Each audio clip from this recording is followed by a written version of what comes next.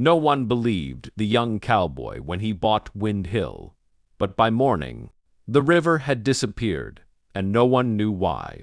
Hey everyone, subscribe to join our YouTube family, like this video, and comment your vocation and the time. The boy was 18 years old. He lived in a small western valley. The valley was quiet and simple.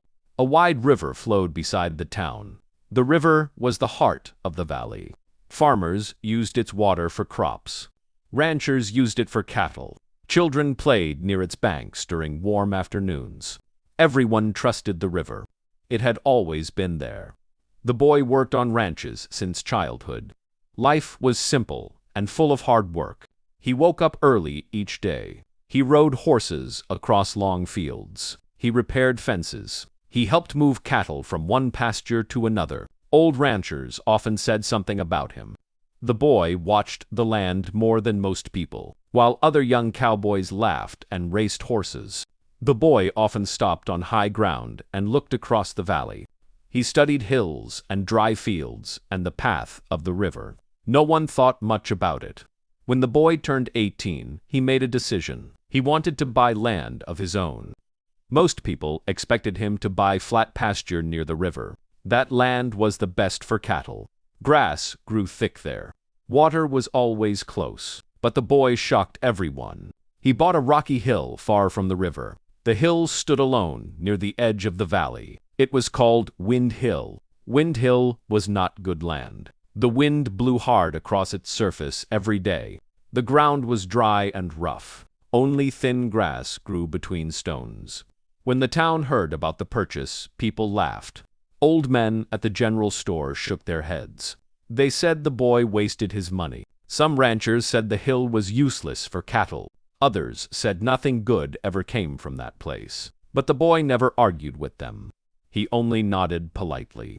Each evening he rode his horse toward Wind Hill. He climbed to the top and stood there quietly.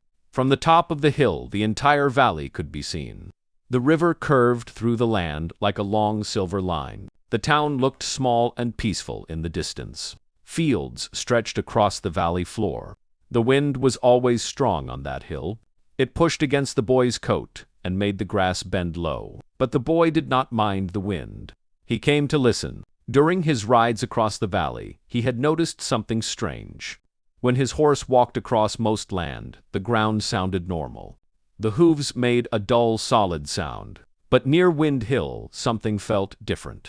Sometimes the ground sounded hollow. The sound was very faint. Most people would never notice it, but the boy heard it clearly. One evening, he climbed down from his horse. The wind was strong, and the sky was turning orange with sunset. He knelt on the ground and pressed his ear against the dirt. At first, there was nothing. Only wind. Then slowly, a sound appeared. It was deep and distant. It sounded like water moving far below the ground. The boy lifted his head. That made no sense. The river flowed far below the hill. There was no reason for water to move under this dry place. The next day, the boy returned with a shovel. He started digging small holes across the hill. The soil was thin and full of rocks. Digging was slow and difficult. Hours passed. The sun moved across the sky. But the boy did not stop. He dug one hole after another. He found nothing. Days passed like this. Every evening he returned to Wind Hill and dug another place. The townspeople noticed. Some ranchers rode past and watched him digging. They laughed. They said the boy had lost his mind. One man shouted that he should have bought real land.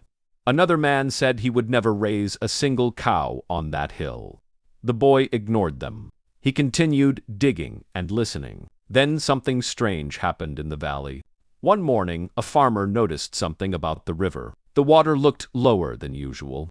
At first, the difference was small. Most people did not notice. But the boy noticed. He rode down to the river and studied the banks carefully. The rocks beside the water had dark marks from old water levels. The river was clearly lower than before. That worried him. Rivers do not suddenly drop without reason. The boy rode back toward Wind Hill slowly. A strange thought filled his mind. That night, He climbed the hill again. The wind was colder than usual. Clouds moved across the moon. The boy knelt and pressed his ear to the ground again. This time the sound was stronger. Water was rushing deep under the hill. Not dripping, not trickling, rushing. The boy stood up quickly. If water was moving under the hill, it had to come from somewhere. And there was only one large source of water in the valley. The river. The boy rode down the hill and followed the river again. The moonlight reflected on the surface. But the water looked even lower than before. The river was slowly disappearing. A cold feeling moved through the boy's chest. If the river vanished, the entire valley would suffer. Cattle would die from thirst. Fields would dry. The town itself might struggle to survive. The boy rode back to Wind Hill as fast as his horse could climb. He grabbed his shovel and began digging again. The wind howled across the hill. His shovel struck something hard. It was not stone. It sounded hollow. The boy cleared away dirt with his hands. Under the soil, he discovered old wood. Very old wood. He brushed away more dirt. A large wooden cover appeared in the ground. It looked like a heavy lid placed over a hole. From the cracks around the wood, he heard the loud rushing sound again. Water. The boy stared at it in silence. Someone had built something under Wind Hill. Something big. He pushed against the wooden cover. At first, it did not move. Then slowly it shifted. A powerful roar of water burst through the opening. Cold air rushed out from the darkness below. The boy stepped back and looked down. Far below, he saw moving water. A large tunnel stretched through the earth under the hill.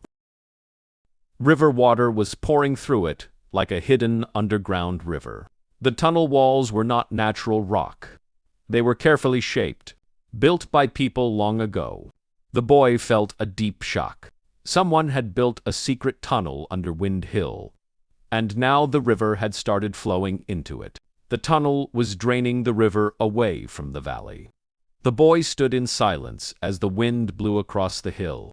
Only one thought filled his mind. If the tunnel kept pulling water away, the valley would soon lose its river, and he might be the only person who knew the truth. The boy did not sleep that night. The sound of rushing water kept echoing in his mind. The tunnel under Wind Hill was not natural. Someone had built it long ago, and now it was stealing the river. Before sunrise, the boy rode back to the hill. Cold wind moved across the rocks. The sky slowly turned pale blue. The valley below looked calm and normal. No one knew what was happening under the ground. The boy knelt beside the wooden cover again. He pushed it open wider. The roar of water grew louder. He carefully looked inside. The hole led down to a steep tunnel. Water rushed through the dark passage far below. The current was strong and fast. The boy dropped a small rock inside. He listened. The rock bounced along the tunnel walls and disappeared into the rushing water. That tunnel was deep and very old. The boy sat quietly on the ground and thought, who would build such a thing? And why would someone send the river underground? He climbed back on his horse and rode toward town. At the general store, several old ranchers were drinking coffee and talking about cattle prices. The boy stepped inside. The men looked at him. One of them laughed. Still digging on that useless hill. The boy ignored the joke. He spoke calmly. Has the river ever disappeared before? The men stopped talking. One old rancher slowly shook his head. Not in my lifetime. Another man said something interesting. My grandfather once told a strange story about that hill. The boy looked at him quickly. What story? The old man leaned back in his chair. Long ago, this valley had terrible floods. The river sometimes destroyed farms and houses. People tried to control the water, but nothing worked. One year, a group of workers came to the valley. They were hired by a rich landowner. They spent months working near that hill. Then they suddenly left. No one knew what they built. The boy felt his heart beat faster. Did they dig under the hill? The old rancher shrugged. Maybe. No one ever checked. The boy thanked them and left. Now everything started to make sense. That tunnel was probably built to control floods. It could carry river water underground when the river rose too high. But something had changed. Now the tunnel was pulling water even when the river was calm. The boy rowed back to the river. The water level was even lower than yesterday. Farmers had started noticing. 2 men stood near the bank, looking worried. The boy knew time was running out. If the river kept draining, the valley would lose its water in days. He returned to Wind Hill again. This time he brought tools and rope. He tied the rope to a strong rock near the opening. Then he slowly climbed down into the tunnel. Cold air surrounded him. The walls were made of old stone blocks. Someone had built them carefully, many years ago. Water rushed through the lower part of the tunnel like a powerful stream. The boy carefully walked along the narrow edge beside the flow. After several minutes, he noticed something strange. The tunnel became wider, and in the middle of the passage stood a large metal gate. The gate was old, but strong. It looked like a giant door built to block the water. But the door was open, completely open, which meant the river water could flow freely through the tunnel.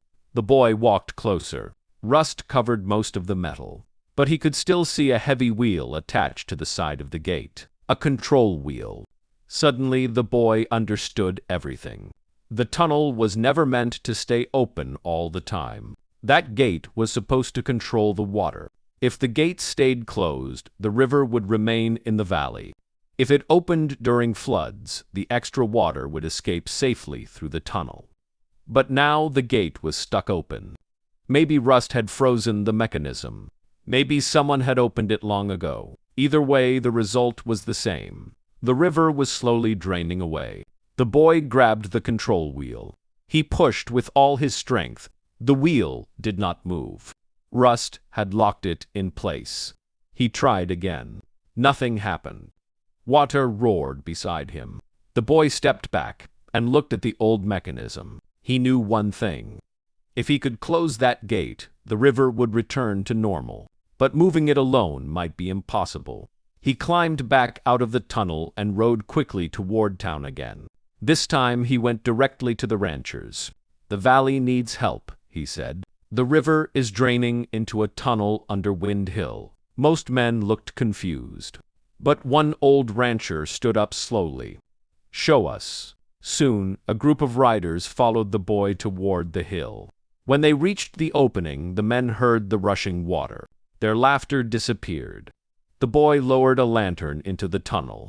The men saw the underground passage and the roaring water. One rancher whispered quietly, "I will be damned." The boy spoke firmly. "There is a gate down there, but it is stuck open. If we close it, the river will stop draining." The men looked at each other. Then one of them nodded. "Let us try." They tied ropes and carried tools. One by one, they climbed down into the tunnel. The lantern light moved across the stone walls. The sound of water filled the air. Soon they stood beside the giant metal gate. The ranchers grabbed the wheel together. 3 men pushed. Nothing happened.